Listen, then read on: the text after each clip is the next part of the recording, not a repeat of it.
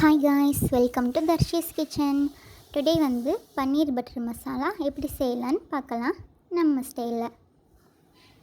First வந்து ஒரு pan எடுத்துக்கோங்க. ஒரு பேன் எடுத்துகிட்டு அதில் கொஞ்சம் ஆயிலும் கொஞ்சமாக கீயும் சேர்த்துக்கோங்க. எல்லோரும் வந்து பட்டர் சேர்ப்பாங்க. உங்கள்கிட்ட பட்டர் இருந்தால் பட்டர் சேர்த்துக்கோங்க. என்கிட்ட இல்லை, ஸோ நான் வந்து ஆயிலும் கொஞ்சமாக கீயும் சேர்த்துருக்கேன்.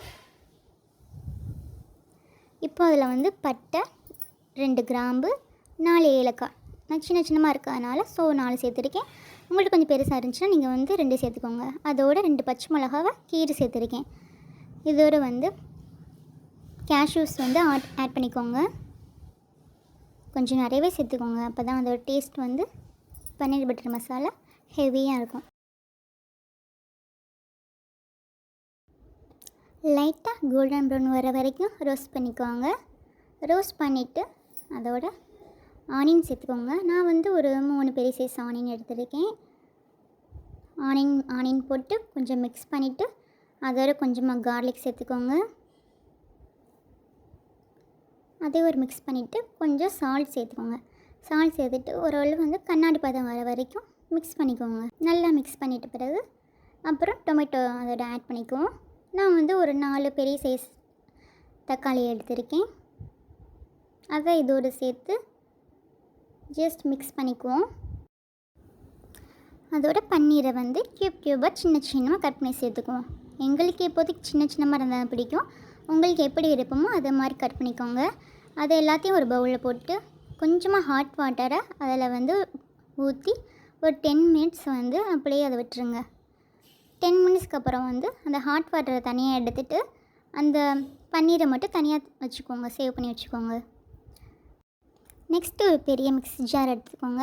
அதில் நம்ம ஆல்ரெடி வதக்கி வச்சுருக்க தக்காளி, வெங்காயம் இதெல்லாம் இருக்குல்ல, ஆல்ரெடி வச்சுருக்கோம்ல, அதை வந்து இதில் சேர்த்து ஆட் பண்ணி வச்சுக்கோங்க. அதோடு வந்து கொஞ்சம் ஸ்பைசஸ் நம்ம ஆட் பண்ண போகிறோம்.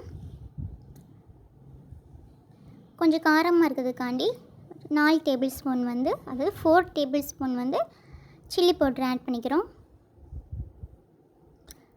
உங்களோட விருப்பத்துக்கு ஏற்றாப்பில் வந்து காரம் சேர்த்துக்கோங்க. ஏன்னா ஆல்ரெடி நம்ம பச்சை மிளகா சேர்த்துருக்கோம், அதோடு வந்து ஸ்பைசஸ் சேர்த்துருக்கோம்.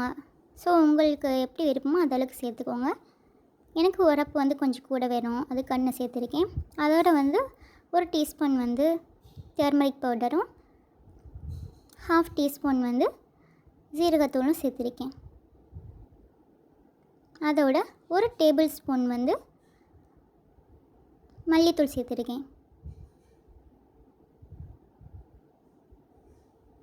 இது எல்லாத்தையும் ஒன்றா சேர்த்து நல்லா கிரைண்ட் பண்ணிக்கோங்க. நல்லா இது மாதிரி பேஸ்ட்டாக இருக்கணும். நல்லா கிரைண்ட் பண்ணி தனியாக வச்சுக்கோங்க. இப்போ வந்து அதே வானல் எடுத்து அதில் வந்து கொஞ்சமாக ஆயில் சேர்த்து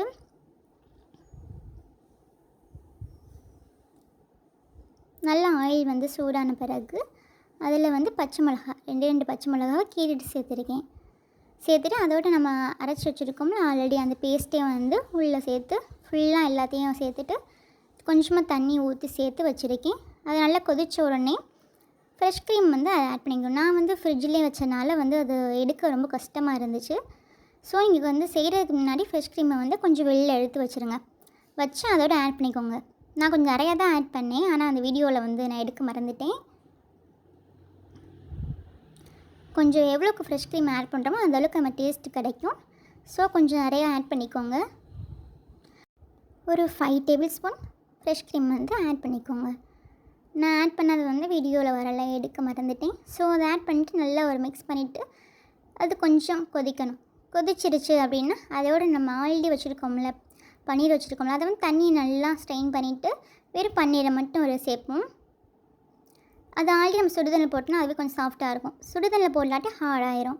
ஸோ போட்டு ஒரு மிக்ஸ் பண்ணிவிட்டு மூடி வச்சுருங்க. வச்சுட்டு அது ஒரு கொதி வந்தோடனே அவ்வளோதான், ஆஃப் பண்ணிவிட்டு நீங்கள் சர்வ் பண்ணிக்கலாம். சட்டுன்னு இதை ட்ரை பண்ணி சாப்பிட்டுட்டு எப்படி இருக்குன்னு கமெண்டில் சொல்லுங்கள். See you guys.